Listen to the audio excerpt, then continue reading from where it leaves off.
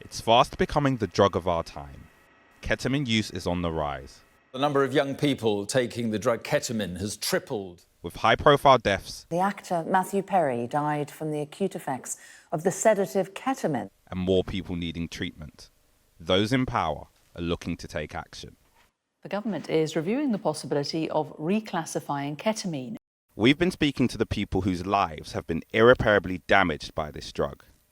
And I tried it and I just remember having it and just thinking, like, this is it. Like, this is my saviour, this is my drug. And those dealing with the consequences. Ketamine has this very specific, quick damage to the kidneys and the bladder specifically that we just don't see in any other drug use. Ketamine can be used medically as an anaesthetic, but it's become part of the fabric of Britain's nightlife. A Class B drug, it's cheap and easily available. Statistics show it's no longer a substance at the fringes, but one that is a growing part of young people's lives. A party drug for some, an addiction for others.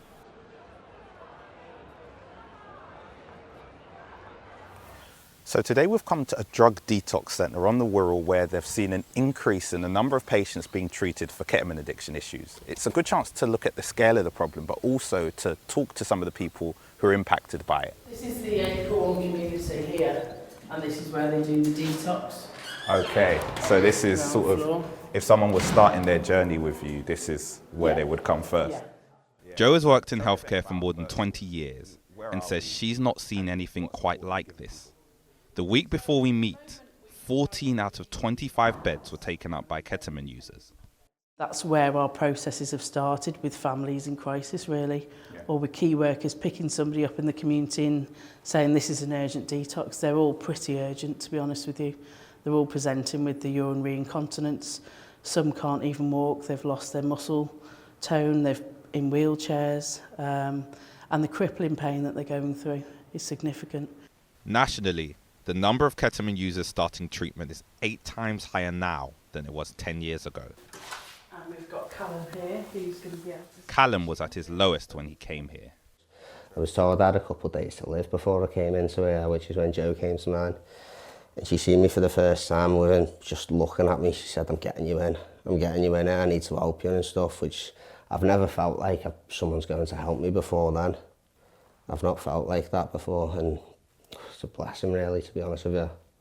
Trapped by a drug that creates a vicious cycle, he needed it to ease the pain it caused him. The reason I would be taking it a lot is because of the pain, and when you're on that, you don't feel the pain. It's only once you get off the ketamine, you realise the pains that you've got and the problems that you've got majorly. Because when you're on it, you know you've sort of got pains, but you don't think they're that bad. People, I know, drank 30, 40 years. And my liver's worse than theirs, like, from just ketamine. What are you thinking, just at this moment? At this moment, it's just this, yeah, you just realise what you've done to yourself, and you wish you could go back, you know there's no going back, but it's just building off that really. That's the way since being here, I'm just looking forward. I just want to get myself back on track. That's it really.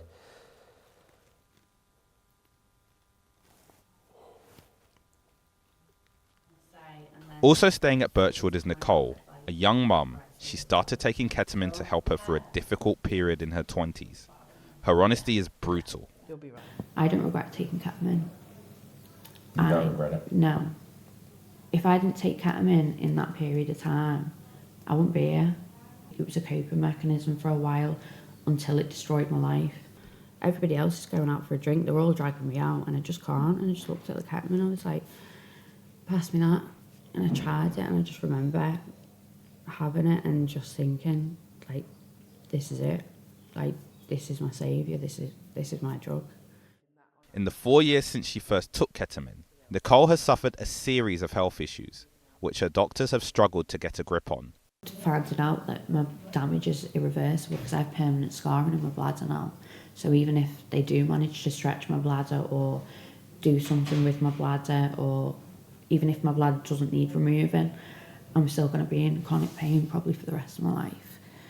Alison Downey is a consultant urologist in one of the country's ketamine hotspots. She says its health consequences are complex and challenging. There's no other drug that does this amount of damage this quickly to your kidneys and your bladder. We obviously see patients who have drug addiction problems from heroin and cocaine in A&E or on the wards, but ketamine has this very specific, quick damage to the kidneys and the bladder specifically that we just don't see in any other drug use. Ketamine bladder is a really painful condition where you pass urine very frequently, so often 10 to 15 minutes, including during the night time. Some patients can get incontinence because of the strength of the contraction of their bladders. They often see blood in their urine, that's because of the damage to the lining of the bladder. Doctors are still trying to understand why this happens, but they do know the significant impact. So we know that the average capacity of a person that's been using ketamine for a long amount of time is about 100 mils, which is about the size of this balloon. If you compare that to a normal adult bladder, which holds about 500 mils, so 5 of these balloons, you can see that the capacity is severely reduced, and that can result in them needing to go to the toilet every 15 to 20 minutes throughout the day or night. So it really is a massive problem. And it's those debilitating consequences leading to more people needing help. We've seen an explosion in numbers over the past, particularly 2 to 3 years. Maybe about 4 or 5 years ago, we would have had 1 or 2 a month. We're now seeing at least 8 or 9 a month of patients coming through with ketamine bladder. One of those patients is Jamie, who at times also sold the drug to fund his habit. We've changed his name and filmed him anonymously to protect his identity. He lost his 20s and his bladder to ketamine. It weren't a good spot in my life, so I just found it normal. You know, people weren't smoking weed like the wood where I was from. They were sniffing ket. Usually with ketamine you start off with stomach cramps, you know. It folds you over backwards and it's a worse pain in your abdominal region. I thought they might wear off because I'd seen 1 or 2 people stop using and recover from that, but because I was using for such a long time, it just ended up being battered me. I couldn't function without using the stuff then. What would have happened if you didn't get your bladder removed and the bag inserted? I dread to think, mate, because, you know, top and tail of it, I was keeping strong-minded, but if that weren't an option and I had to live the rest of my life as I were, I don't think I could stand it, you know. One of the things that the government is looking at doing is reclassifying ketamine as potentially as a Class A substance. It's currently a Class B. What do you think about that? It is put into a Class A, definitely. While I was in rehab, I saw a lot of people who'd use Class A's like heroin and stuff for years and years. We're talking addicts who would have 20-year usage behind them, and they were healthier than I were. Reclassifying ketamine would lead to greater penalties for making and selling it. But many think there should be more of a focus on education rather than punishment. If it's not stopping people at Class B, is it really going to be stopping people much more at Class A? Or do we need a different angle and a different take on how to actually address this?